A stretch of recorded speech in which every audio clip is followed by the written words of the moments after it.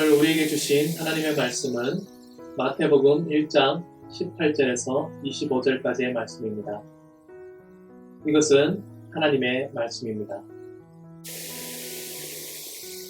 예수 그리스도의 나심은 이러합니다.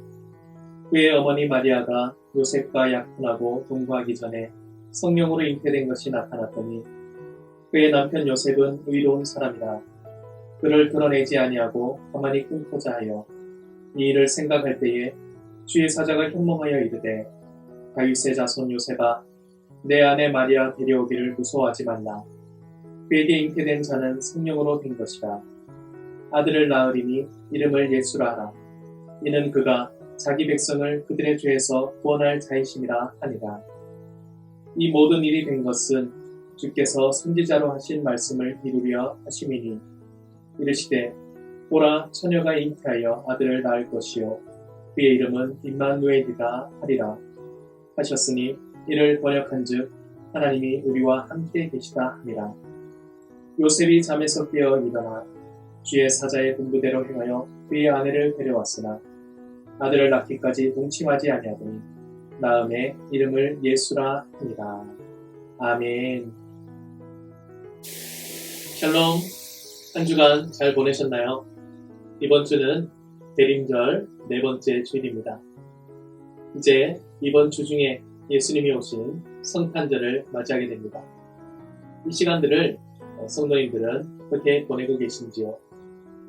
오늘 우리는 이 말씀을 통해서 성탄절을 기대하고 또 기다리며 우리가 생각할 중요한 주제를 두 가지를 한번 나눠보도록 하겠습니다.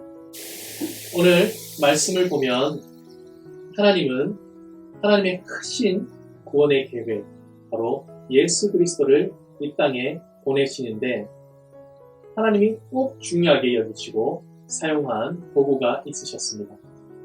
그것이 무엇일까요? 그것은 바로 사람의 순종이라는 도구입니다. 도구이기도 하고 하나의 상황이기도 하고 그것이 하나님의 역사가 이루어지는 필수 여건이기도 합니다. 오늘 말씀에 등장하는 요셉은 지금 이 말씀이 진행되는 그 상황의 배경을 보면 먼저 마리아가 수태고지를 받습니다. 천사를 통해서 예수님을 낳을 것이라는 예언을 듣게 됩니다. 그리고 그것을 요셉에게 얘기해 줬을 것입니다. 이 이야기를 들은 요셉은 처음에 얼마나 당황했을까요?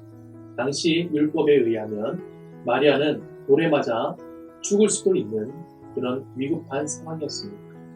아니면 요셉이 이혼 증서를 써서 이 마리아와 서로 이혼할 수도 있는 상황이었던 것입니다. 하지만 성경 말씀에 보니 요셉은 돌로 치거나 또 이혼 증서를 써서 마리아를 돌려보낸 것이 아니라 가만히 사람들 모르게 티가 나지 않게 이 일을 끊고자 하였다. 조용히 마리아와 관계를 멀리하여서 이 일을 덮고자 했던 것입니다. 윤리적으로 볼 때 참 의롭고 선한 사람이었던 것입니다. 하지만 마리아가 했던 천사의 예언은 아직 믿지 못한 상황이었습니다. 그때 요셉이 꿈을 꾸게 되었는데 그 꿈에서 요셉에게도 천사가 나타났습니다. 그리고 아들을 낳을 것이다. 그 이름을 예수라 하라. 그 예수는 하나님이 구원하신다라는 의미이다. 라고 요셉에게 알려주었습니다. 이 예언을 들은 요셉은 어떻게 했나요?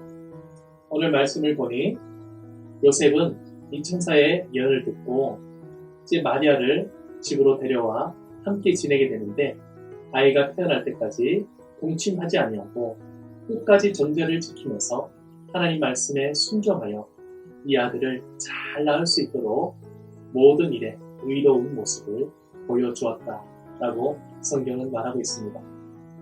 이것이 바로 첫 번째 포인트입니다. 예수님이 이 땅에 오실 때 그리고 하나님이 그 큰 사역을 하실 때 그것의 전제 조건이 무엇인가? 바로 사람의 순종이 따를 때에 하나님의 사역은 온전히 이루어질 수 있다는 것입니다. 하나님은 스스로 모든 일들을 행하실 수 있습니다. 하지만 사람을 위하고 사람의 생명을 구원하기 위한 하나님의 크신 모든 이런 사역들은 하나님이 그냥 하시는 것이 아니라 하나님 말씀에 순종하고 따르기 원하는 그런 사람들을 통해서 하나님은 일을 하십니다. 얼마나 복된 말씀입니까? 우리가 때로는 굉장히 이해하지 못하고 알 수 없는 상황에 놓일 때가 있습니다. 도무지 이 상황을 해석할 수 없는 그런 곤란한 지경에 놓일 때도 있습니다.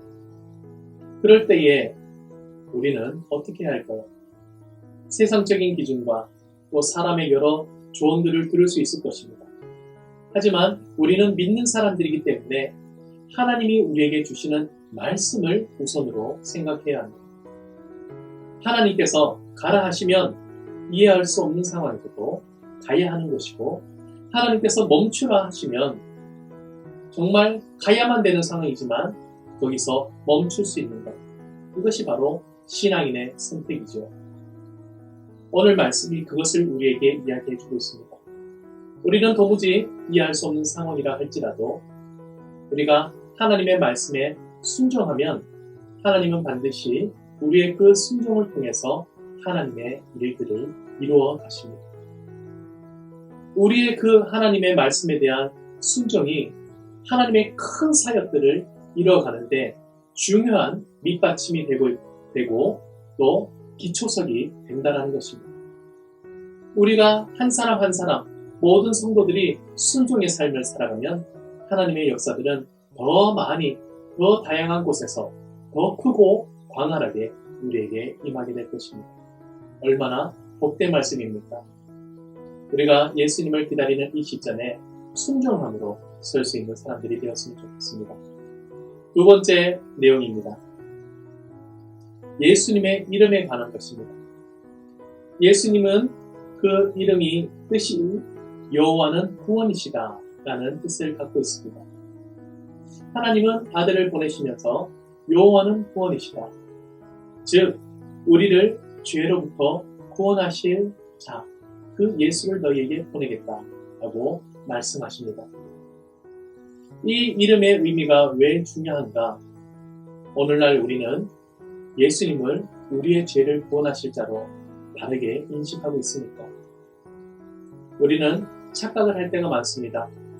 예수님은 우리를 도우시는 분, 우리의 문제를 해결해 주시는 분, 나를 선하게 만드시고 내가 기분 좋게 나의 모든 것들을 풀어주시는 분, 그런 분으로 이해할 때가 많습니다. 맞습니다. 하나님을 믿는, 예수님을 믿는 우리들에게는 하나님의 큰 도움이 있고 또 기쁨이 있고 만족이 있습니다. 우리의 문제들도 기도를 통해 해결해 주십니다. 하지만 예수님이 오신 궁극적인 목적, 그것은 바로 우리 죄를 구원하시기 위한 분이시라는 것입니다. 우리 기도의 우선순위가 어디에 있는가? 우리가 기도를 할 때 내 자신의 기도 제목이 어디에 우선적으로 놓여 있는가를 잘 살펴보십시오. 나의 현실적인 문제, 물질과 건강과 직업과 나의 환경들 같은 이런 현실적인 영역들을 먼저 하나님께 구하고 거기에 기도가 집중되어 있다면 우리는 예수님이 이 땅에 오신 의미를 잘못 이해하고 있는 것입니다. 우리의 필요를 충족하는 것보다 우리의 죄가 용서받고 이 죄가 용서받음으로 인해서 하나님의 관계가 회복되고 관계가 깊어져가는 것, 이것이 우리 기도의 우선이 되어야 하고 우리 신앙의 우선적인 관심사가 되어야 합니다. 예수님은 우리 죄를 용서하시고 구원하시기 위해 이 땅에 오셨기 때문입니다. 그래서 우리는 우리 자신의 기도 제목을 시시때때로 기도할 때마다 다시 한번 살펴보면서 내가 예수님을 오해하고 있지는 않는다. 내가 원하는 예수님, 내가 원하는 하나님을 찾고 있지는 않는다. 생각해볼 그런 필요가 있습니다. 아직도 세상에는 많은 사람들이 예수님을 빈민운동가 혹은 정치적인 혁명가 아니면 질병의 치료자 아니면 말씀의 예언자 등으로 오해하고 있습니다. 예수님 당시에도 유대인들은 그 오실 메시아가 정치적인 구원자 혹은 경제적인 해방자로 이해하고 있었습니다. 그렇기 때문에 죄를 용서하시고 죄에서부터 구원하러 오신 예수님을 도저히 받을 수가 없었던 것입니다. 사랑하는 성도 여러분, 우리는 이 두 가지 중요한 메시지를 잘 기억해야 할 것입니다. 순종하는 자를 통해서 하나님의 역사가 일어난다는 것.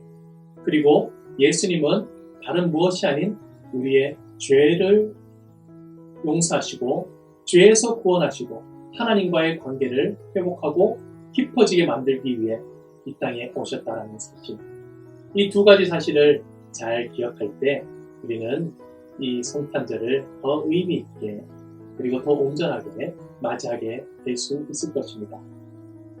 이제 한 주간 지내시면서 이 말씀의 메시지를 잘 기억하시고 우리 가정 안에도 하나님의 축복이 온전히 깃들 수 있도록 서로 기도하고 나누고 사랑으로 베풀 수 있는 귀한 우리 성도님들 되시길 간절히 소망합니다. 함께 기도하겠습니다. 하나님 아버지, 대림절 넷째 주를 보내면서 우리 가족들과 함께 예배드립니다. 이 예배의 자리를 주님께서 지켜주셔서 감사합니다.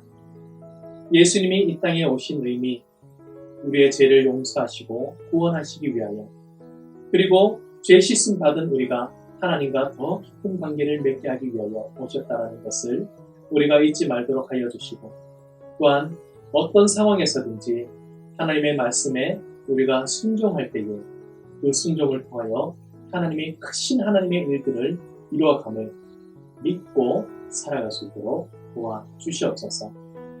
이 모든 말씀 예수 그리스도의 이름으로 기도드리옵나이다.